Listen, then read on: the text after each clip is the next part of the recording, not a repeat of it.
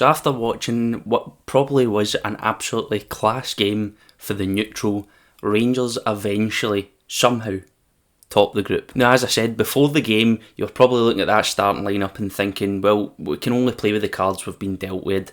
Dessers, Lammers, Cifuentes, all the players that have got probably the brunt of the fans' opinions over the course of the season were included, well, because we had to. Nashima put us ahead with as good a finish as you'll see, with that right-footed shot to go across the keeper into the bottom left corner. And what a start it was. Now, as I said, over on X, if you want to go and follow us, that would be class. And I hope that despite my negative attitude before the game and with the starting lineup coming out, I really hope Rangers would kick on and prove, in fact, that I am a wanker. Now, shortly after that first goal, you felt like Betis were starting to turn it on and the cogs for Betis were starting to turn. And that kind of first glimpse of a defensive mistake meant that Betis were eventually, very quickly able to equalise. Now, at that part of the game, I was kind of wondering if the momentum had slightly turned in Betis' favour and we were going to have an absolute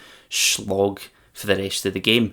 To be honest, I thought we looked pretty decent, so I wasn't expecting Betis to kick on too much, but having watched previous performances this season, you wouldn't blame a Rangers fan of not having too much hope, especially when the likes of Dessers, Lammers, Cifuentes are on, and usually when we have that combination, we don't really have much presence up top. It never really clicks, but I did get the feeling, well, minus Lammers, that our strike force actually started to click, and Dessers, out the blue, sends two Betis defenders for a hot dog and nutmegs a keeper. Now that's a sight I'd never thought I'd see with this Rangers team. On Dessers, I think he had another better performance. I think there was more of a presence on the pitch from him. I think also in previous games, I say all the time that the game kind of gets played around about him, but I feel like Dessers, with the right supply, could be a good player for us going forward.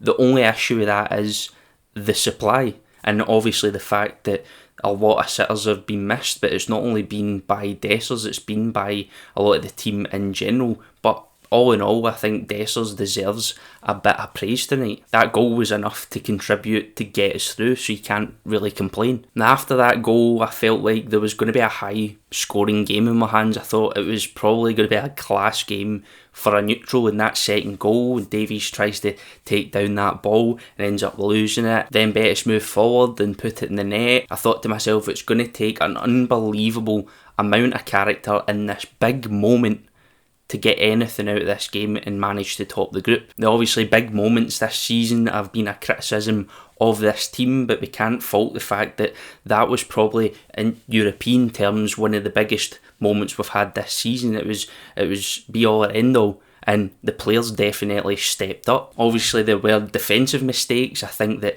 Tavernier kind of had some shaky periods in the game, so did Golston, so did the whole defence, but all in all, we managed defensively to get the job done in the end. Nevertheless, I do believe that Betis' two goals were absolutely avoidable. Now, when we look at the Betis performance, I think there was definitely periods of the game where they completely had us against the ropes. There was some solid chances, the woodwork was hit, Butland with a couple of cracking saves again, but I feel like Betis kind of went up and down and up and down and up and down throughout the game, and I think we took advantage of those downs pretty well. Obviously, one of the big points during that game is we did not want any more injuries going into this League Cup final on Sunday, and there was a shaky moment where Cifuentes went off, and I'm thinking, here we go again. Obviously, Cifuentes isn't going to play the cup final because he's suspended, but I thought that was going to start the momentum of players going down and struggling, but we managed to see out the game, which in my opinion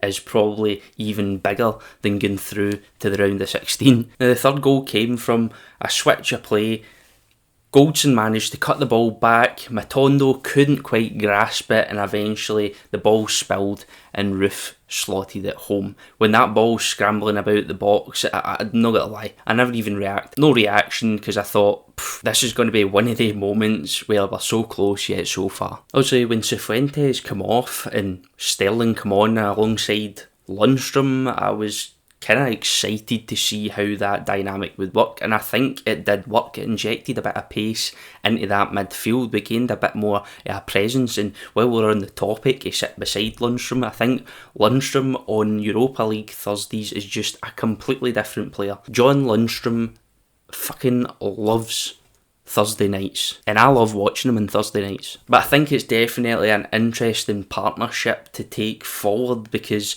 again, I think when Lundstrom's played alongside the likes of Cifuentes or Ryan Jack, there's still, you can't help but feel there's still a wee piece missing in the middle of the pitch for us. Maybe pace is that last piece of the puzzle, but we'll never really know. We'll only see how it goes, to be honest. A substitution that was, surprising at first, but it gave us an insight into the tactical thoughts of Philippe Clement. Coming into this game, we knew it was going to be an absolutely huge game, and with the way fans have been battered and bruised about over the course of the past year, you wouldn't have blamed us for thinking, we'll just get this game past us, we'll get into the League Cup final and get tore into what matters. But out the blue, the players managed to step up for an absolutely massive game, and they stepped up for the big moments in that game as well. I mean, Betis have went undefeated all season at their home ground, so no fan should underestimate the level of performance it takes to do what we did